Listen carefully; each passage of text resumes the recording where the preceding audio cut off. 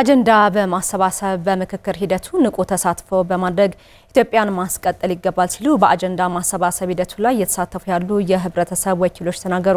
የኢትዮጵያ ሀገራዊ የምክክር ኮሚሽን በአማራ ክልል ባህር ዳር ከተማ አጀንዳ የማሰባሰብ ተግባሩን እያካሄደ ይገኛል። ተጨማሪውን ከጌታቸው ገድፋው እንከታተል።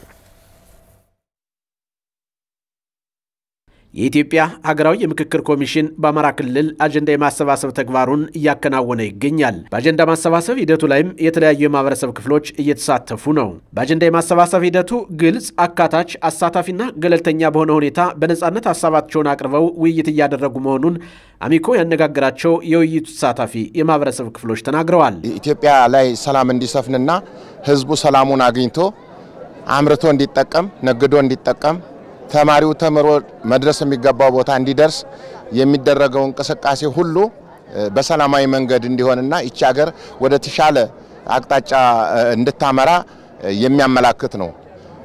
ተሳታፊውን በንቃት ነው እየተሳተፈ ያለው። አጠቃላይ ድባቡ ስታየው እጅግ አሪፍ፣ ማራኪ፣ ሳቢ የሆነ ሁሉንም ማህበረሰብ ያቀፈ።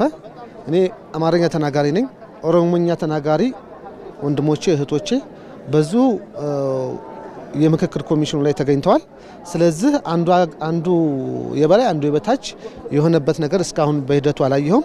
ስለዚህ የበለጠ እንዳውም ይሄንን የበለጠ ምክክር የምናደርግበት ሞራል ጭምር ያለበት ስለሆነ እኔ ራሴ ከመጣሁ ጀምሮ በጣም ደስ ብሎኝ እየተወያየን ያለንበት ደረጃ ነው። የምክክር ሂደቱ እንደ ክልልም ሆነ እንደ ሀገር የሚስተዋሉ ችግሮችን ለመፍታት ያግዛል የሚል ተስፋ እንዳላቸውም አስተያየት ሰጪዎቹ ገልጸዋል። ስልጣኔ በሌለበት ዘመን ጥንት አባቶቻችን ያቆዩአትን ሀገር ዛሬ ላይ በሰለጠነ ትውልድ ችግር ላይ መውደቅ የለባትም ሲሉም አሳስበዋል። በሀገር ላይ ተመሳሳይ አስተሳሰብ ሊኖረን ይገባል፣ ኑ እንመካከር ሲሉም ጥሪ አቅርበዋል። ብልጥ ሰው ከጎረቤቱ ይማራል፣ ሞኝ ሰው ደግሞ ከራሱ ይማራል እንደሚባለው ሁሉ እኛም በጎረቤት አገሮች ላይ ትምህርት ወስደን እነ የመንን እነ ሶሪያ በእንደዛ አይነት ሁኔታ ላይ እንዴት እንደሆኑና እንዴት እንደተጎሳቆሉ ያየን ነውና ሁላችንም ለመመካከር ወደ ዝንንጣ ነው። ህዝብ እየተጎዳ ነው። በርግጥ አማራ ክልል አሁን እንደውነት ከሄድን እኔ አማራ ክልል ያለ ዜሮ ላይ ነው ያለው። ያንን ለመመለስ ደግሞ ይሄ ኮሚሽን ወሳኝ ነው። ይህች ሀገር በሁለት እግሯ ቆማ እንድትቀጥል ጥንት አባቶቻችን ሳይሰለጥኑ በባዶ እግራቸው እየተንቀሳቀሱ እንደ ዛሬ ስልጣኔ በሌለበት ዘመን ያቆዩአትን ሀገር ዛሬ ላይ ግን የሰለጠነ ትውልድ ያላት ይህች ሀገር ችግር ውስጥ መግባት የለባትም፣ መበተን የለብንም። እኛ ኢትዮጵያውያኖች አንድነት ነው የምንፈልገው። ይሄ ውስጥ ለውስጥ የምናደርገው ክፍፍል ቀርቶ አንድ ኢትዮጵያን አስበን ተሳስበን ሀገራችንን ማስቀጠል መቻል አለብን። ብዙ ችግር አለብን እኛ ኢትዮጵያውያኖች። የውጭ ወራሪዎችም እኮ ያስቡናል፣ ይመለከቱናል፣ ያተራምሱናል። ያንንም ማገናዘብ አለበት። የምንመካከረው እንደ ኢትዮጵያ ነው የሚሉት አስተያየት ሰጪዎቹ ከሌሎች ሀገራት ተምረን በምክክር ሂደቱ ንቁ ተሳትፎ በማድረግ ኢትዮጵያን እናስቀጥል ሲሉም ተናግረዋል። እኛ ኢትዮጵያዊነትን ነው አስቀድመን የምናስበው የምናየው።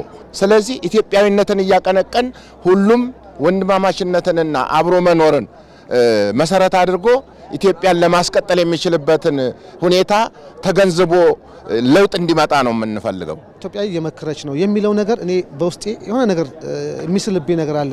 ሶሪያዎችን ስናይ ከነሱ ተምረን እኛ ኢትዮጵያ ላይ ቁጭ ብለን መመካከር እንዳለብን የሚያሳይ ነገር አለ።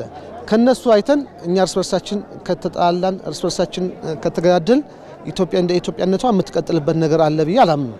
የምክክር ሂደቱ በቀጣዮቹ ቀናትም ተጠናክሮ እንደሚቀጥል ከኮሚሽኑ የተገኘው መረጃ ያመለክታል።